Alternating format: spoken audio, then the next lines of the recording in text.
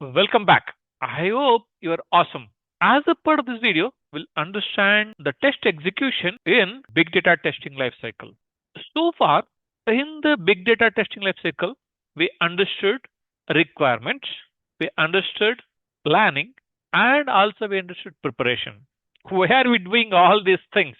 To execute the test cases and find out whether the data pipelines are built as per the requirement or not, whether the data pipelines are performing the right transformations or not, all those things would be carried out in test execution, like performing the smoke testing and capturing and analyzing the test results and preparing the summary report, logging the defects. All those things will be carried out in the test execution. When you start the test execution, the first and foremost thing would be a smoke testing. In the smoke testing, we would run preliminary tests to ensure if all the essential big data functions are operational, whether the files which are need to be ingested are they being ingested or not. At a high level, if the data pipelines which are built are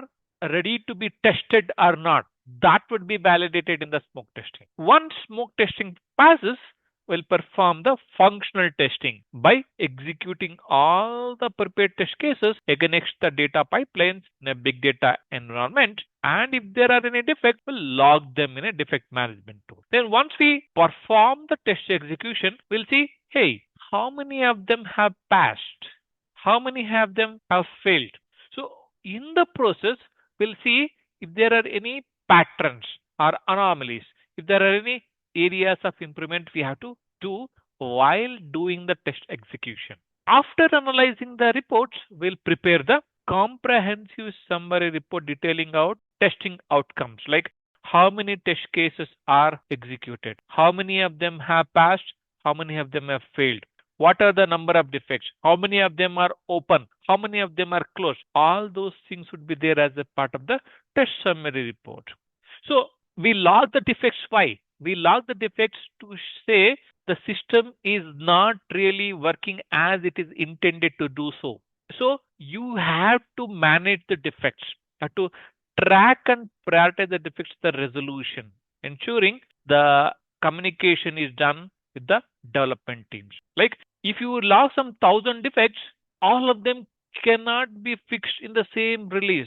Some of them have to be carried out to the next release. That is where prioritization comes into picture.